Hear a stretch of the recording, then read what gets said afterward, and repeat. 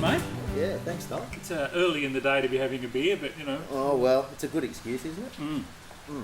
So I'm joined today on a beer with Starlo by an old mate of mine, Scott Amon.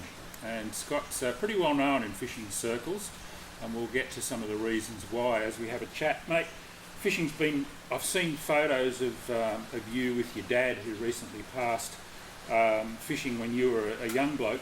Do you have memories of that? Oh, look, absolutely, Starlo. It's my father started my fishing passion. There's absolutely no question about that. And everything from not just fishing, but the whole picture.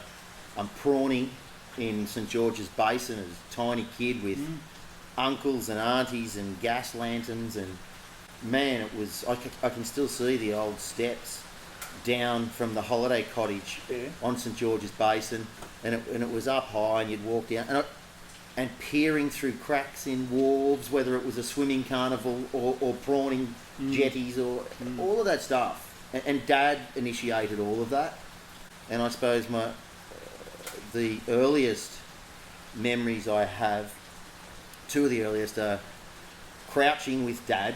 When you went fishing those days, you didn't have folding chairs or anything. You crouched and in a certain position, and you held your cork hand line in one hand and felt the line in the other. And at Queenstiff Lagoon or Manly Lagoon, used to catch some very good bream there, and we'd go in there, and Dad would have his pudding mix, and then other memories, rowing little rowboats under the old Manly Wharf, and catching a lot, pump nippers, go to Manly Wharf after dark.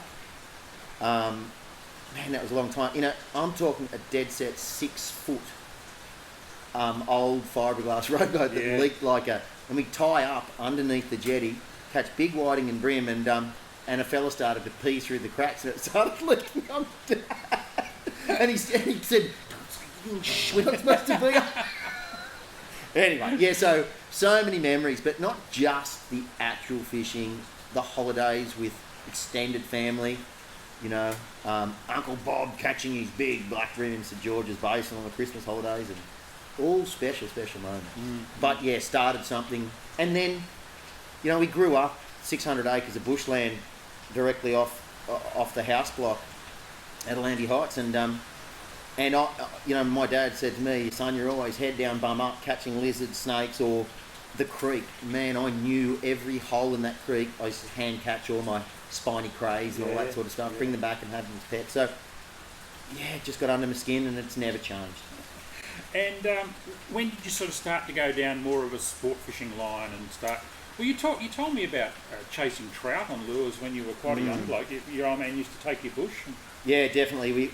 I spent from maybe 7 years of age, virtually every year we went out to a large sheep property in the southern Highlands of New South Wales, and fished for trout. I was taught how to shoot and do everything correctly. The Nashos way. Dad went through Nashos, so all my rifle handling was taught from that safety perspective. They'd learned through Nashos. And anyway, so we fished out there a fair bit, and the trout were amazing. We were talking last night about the first rainbow trout I'd caught, because they were a mythical creature. I was a kid who bounced through the bush with about as much suppleness as a fart in a bath, and Dad said, "You got to sneak up on them." Finally, I told you I could find this hole for you now where I caught the first trout, and images of this yellow, black spotted spinner type lure with a feather on the back, and watching it come out of shadows and a hard beam of light, big rock wall, corner hole, big rock wall sloping down, and I wasn't expecting anything to be behind it, because I'd spent many hours watching this lure swim on its own. And a big rainbow materialised from behind it as it emerged into this sunlit section, and my heart, from then on, I think that was when I really got butterflies and shaky, and then it was an addiction, I guess, from then. And then you spend the rest of your life chasing that buzz, don't you? That charge of adrenaline when that unexpected fish turns up or whatever. So let's jump ahead a bit. You obviously got involved in... Did you join a sport fishing club? Were you part of the Amon movement? Well, what happened there was all those days spent out in the bush and chasing trout and catching yabbies and all that. Trish and I were on a holiday oh man, it must have been in '83 or something like that. Crescent Head, surfing, fishing, doing all that stuff, and we met some people who had just come, some young people who had just been around Australia, and he told me stories of huge inland waterways that were still tidal, hundreds of kilometres inland up in northern Australia, and there was, you know, stingrays in fresh water and sharks 100 kilometres inland and crocodiles, and my eyes just lit up around the campfire, and I said, man, I've got to experience this. This is me. So, you know, I owed money, like standard kid, partway through their apprenticeship. I owed money. I didn't have any money to go with. I owed money on a car, this, that, and the other thing. First time I'd ever put my head down and worked hard, worked lots of... Set the date, 12 months after this day. Well, this is when we're going. And in 12 months, we paid off my vehicle, bought our first dog. First dog that was purely mine. Bought our first full drive, bought our first big tent and all the camping equipment we required, and saved $10,000 in cash. Quite a lot of money in those days. Man, I was on a mission because this was going to happen. Whole bunch of our other friends, we'll come round. Who went? Trish and I took off. I still remember my mum crying as we took off. And I was into my fishing then, but not in that sports fishing manner. It was more catching fish, and you know, I must say, and I turned stones. Seaforth up near Mackay was the first little tropical taste where we stayed. I'd lift stones and see crabs that I hadn't seen. All that stuff mattered to me. All the minute detail mattered to me. And then I met some fellas on that trip. Caught my first barramundi in the Wenlock River. Worked hard for it all the way up to the Wenlock. Couldn't find them. Pretty heavy commercial fishing presence, largely unregulated back then. Absolutely. And caught my first barra on the Wenlock off the bank, throwing lures. And then met up with these two fellows that were into their ANSA, Australian National Sports Fishing Association, style fishing, and we travelled through Western Australia with them, and they taught me a bit about land-based game fishing. We fished Steep Point and a lot of those places. We worked with them on a few projects. We actually met them picking tomatoes in Carnarvon. Right. And they introduced me to fishing magazines. Yeah. So I started reading one that they loaned me one evening, and the next thing you know, I'm dredging their car for more fishing magazines. Got home, bought every magazine, read about it. I did on that first trip. I purchased my first SLR camera. Yep. I only took prints on that first trip. Taught myself how to take photos because I wanted to capture and show everyone what we're doing and what Australia had to offer, because it was just a massive adventure for me, and every single new place was a whole new adventure. Yeah. And did you go right around? Yeah. So the first trip we left in, I think it was April or May of '85, and I'd warned my sister when we were going, my elder sister, but she still set a wedding date for 4 weeks after we'd gone. So I said, no, my mind's made up. So we came and stayed at Crescent Head for 4 or 6 weeks, went back to my sister's wedding, and then headed north.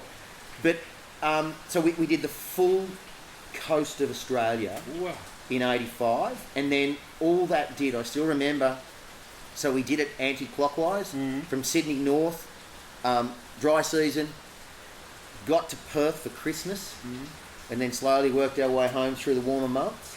And I remember going home, limping back on the vehicle, the old Hilux that had done a lot of Ks and done a lot of bouncing around on rough roads, and driving from north to south across the Harbour Bridge and going, there's lights on the Harbour Bridge now. So there was lane lights, and I'm sure there wasn't when I left, and something like that. And I went, and I was planning my next trip before I even got to my front door of returning from that initial trip. So then again in 1990 we did another major trip. Then I was heavily involved with ANSA, writing in my fishing magazines. I took slides, and in the under the assumption I might come home and try and write, but I left school at 15. I never thought I'd be able to put two sensible words together in my life, but I sort of proved that wrong. I've been lucky enough to write a few books and do a few things. And now, when I first met you, you were still living in Sydney, and then you made the big move north, that was a lifestyle change? Yes and no. Where we lived at Lambie Heights, there's a lot of bush still there. It was all early farm. My father had a farm right near it when he came to Australia from England. Right. So it's old farmland, and that's what I was used to. I was used to keeping chooks and all that sort of stuff. I was into my working dogs well before that, and on that first trip around Australia, we worked that first dog that I purchased. He was bought as a working dog because of my love for the dogs that I'd seen at Bigger and Crookwool and that in those properties we went to in the early days, trout fishing and that. And so that, my dad's involved in everything I do, my fishing, my dogs. Many people wouldn't be aware that I have and have had for 20 odd years a major working Kelpie stud. Well, my father planted all those seeds in my mind. Well, not seeds. He introduced me to the things that they developed into. And so we left. We always knew we were going to leave. I only ever went to Sydney to earn enough money for the next adventure or the next stage of my life. And so we bit the bullet about 20 years ago and just said, we'll buy our own property and start breeding the dogs and doing more with livestock and what have you. I worked feral goats on the Zydorf Cliffs in Western Australia with my first dog in '84, and we hand caught them live, tied them up to our vehicle and fed them and cleaned them out, and we ate them over our travels and limited refrigeration. But so that was just me. I was a dead set bushy from. That's what my dad taught me how to do that. Trapping rabbits in our backyard when I was 5. And the move to Coffs, was it always going to be New South Wales North Coast? Was there a magnetic appeal to that part of the world? You'd seen a lot of Australia, so why did you choose there? Look, a great question, and one that was thought about a lot. We had a very young family, and we knew if we didn't get out of Sydney ASAP, we'd get caught on the merry-go-round. And I said, we're gone. And Trish agreed, let's get out of here. So we bit the bullet and did it. Never ever looked back. And we had young children, so we needed good medical infrastructure, and we wanted a choice of good schools to educate our children well, because my parents gave me every opportunity to be well educated, but I wasn't ready for education, so I wanted my children to have a bit better of a crack at it than I did, and they have, and they've done very well. But so all those things, but on top of all that, there's a mix of species, of fish species, a real crossover here, where you still get Australian salmon, but you also get mangrove jacks and Spanish mackerel and snapper and pearl perch and all that. Yeah, you're right. It's the southern end of that mixing zone, really, isn't it? That then extends up past Fraser Island and up to perhaps the Tropic of Capricorn, where you get both the northern and southern species. You do. The climate's not bad here. The climate's apparently as good as you'll get. My father always educated me to the fact that the Coffs Harbour region had it about as good as it gets climate-wise. It does get too hot for me in the middle of summer here. It restricts you a bit, but winters are usually very nice. And look, not just the saltwater fishing, but from my front door, I can catch bass in my backyard, but then I can also catch trout 1 hour and 20 minutes from my front door. I can also catch cod not that much further away than that, and then I can be out catching a black marlin or a snapper or whatever I want to. You can virtually do it all in the one day here. And there was good farmland available at a reasonable price. It's gone up a lot since we moved here. So we bought and sold a few farms and have survived off that. I've survived off freelance riding in the fishing.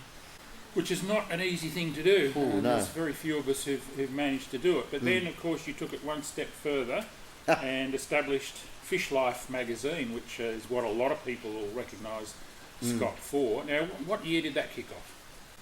Oh, well, let's say 6 years ago. Yeah. From now, so 2018. 2012, 2011, 2012. Be something like that, Steve. I can't remember exactly. There was a fair bit of preparation and deciding whether to do it or whether not to. Of course, I'd been riding for modern fishing with Glenn Booth at the helm since, I think, 1992 was my first article published, and it was called The Wonderful Wenlock. And it was about my beloved Wenlock River up north of Weipa. I used to go back to Weeper every year back in those days, and right through the 90s I did that. And so we, I'd written for Modern Fishing, and I always felt restricted when I supplied my material to someone else, that they chose the photographs and they weren't always the ones that I thought did justice to the article. I had a background in graphic reproduction, and I knew how well things could be printed, and then I was right into my photography for many years, and I said, let's take fishing photography to a new level and get more underwater stuff, connect the angler with the fish with half in, half out shots, and that was the whole. So I decided I wanted to show the recreational fishing industry how much more of the magic that we enjoy as fishers could be portrayed in a magazine. I honestly felt that most of the magazines at the time were owned by larger corporations, and they had a lot of love and a lot of loyalty to them from the writers, but not the input that those writers probably liked, and not every article was laid out the way. And I said, I want to do it my way and see if we can be more evocative in print. Yeah. And I believe we achieved that. I'm told we achieved that. Oh, you definitely did. I mean, I think a lot of us thought it was a brave move. Magazines were already very much in decline by that stage, and I think that a lot of us thought the writing was on the wall for hard copy traditional print media at the stage where you launched the magazine. Would have been lovely if you could have done it 5 or 6 years earlier, perhaps, but it was a brave move, and you did. How many 32 issues. We started, I think, for the first 18 months, possibly 2 years, we were quarterly. I remember my phone calls. I mean, you've got all the passion in the world when you start up, and all my phone calls, I knew all the major people in all the major companies. I'll be able to get support, advertising support. Man, it's like bashing your head against a brick wall, no matter how good. Mind you, John Dunphy and the likes were just so supportive, but it was a time where they were coming out of what appeared to be endless amounts of money to promote their products to really short-changed budgets. Yeah, tightening things right up. And also, they were trying to, I think they were trying to get their head around social media, so they were spending money on social media, and that money was coming out of the pool of money that had been used for print media before. Yeah. They were getting into television, they were sponsoring TV shows, so the pie was being cut into smaller and smaller pieces. And how many fishing magazines were out at the time? A multitude of them. Yep. But I'll be honest, and it's a bit personal, I was offended that I really thought most of the magazines were being damn lazy. Yeah. That they needed, and they were becoming stale. The same thing had been done year after year after year. We needed new imagery, and we could do it. We could print better. We had underwater housings for digital SLR cameras. All of that stuff was there to offer far more evocative imagery, because why do we fish? Because it's evocative, because it stirs our heartstrings, and the buzz of it. Well, that's what I believed the magazines should be, and I felt they were getting more. And that was the common thread, the common discussion out there was, they're all the damn same. Yeah. And when Fish Life came out, we got told by many people, man, this is a breath of fresh air. And so, you had a loyal bunch of followers and readers, but it wasn't enough in the end, really, was it? No, look, it was always a successful venture from pretty much the first issue to the last. We never lost money. It always paid its way. It made us a little bit of money for a while, but over the 5 years, the writing was on the wall. That readership, so magazine sales, which are the cream, were diminishing, and also advertising support. The budgets for all the advertising were diminishing every year. Yeah. So we just took that as the writing on the wall, and we did the 32 issues, and with just John Featherston and myself, and Dave Granville on as an ad rep, and then eventually it ended up Dave moved on, and I got lumbered with a whole heap of the work, and I just thought, man, I'm putting so much time and effort into this, and we all have bills to pay. So I just said no, people said, why didn't you sell it? Why didn't you? No. I put Fish Life to bed because And no I'm one else very would have happy. done it. No one else would have done it the same way. But you know, you said you never lost money on it, and you made some money. But if you worked out Oh, what you were paying yourself for the hours you were Don't putting go in, there. you'd have been making a lot more flipping burgers at McDonald's. yeah, yeah. Don't go there. But Yeah. it's a life goal. Yeah. And I now have 32 issues of a superbly presented, beautifully bound, printed, and laid out magazine. And I know people who've got the full set and will value it and keep it for the rest of their lives. Yeah, just quietly, we have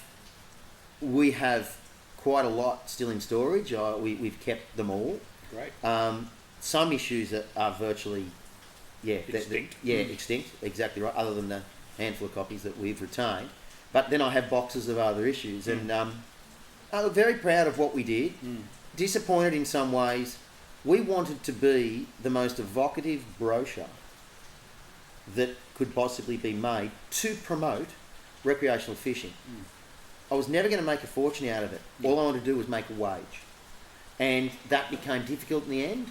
And that's why we decided to just shut up shop. We were going to go further with all digital online magazine. You know what? I can do that. I can reinvent that anytime I want. Yep. But for the moment, I burnt myself out over the 5 years, and I just need a little bit of a rest from the pressures of that. Yep. Who knows what might happen in the future?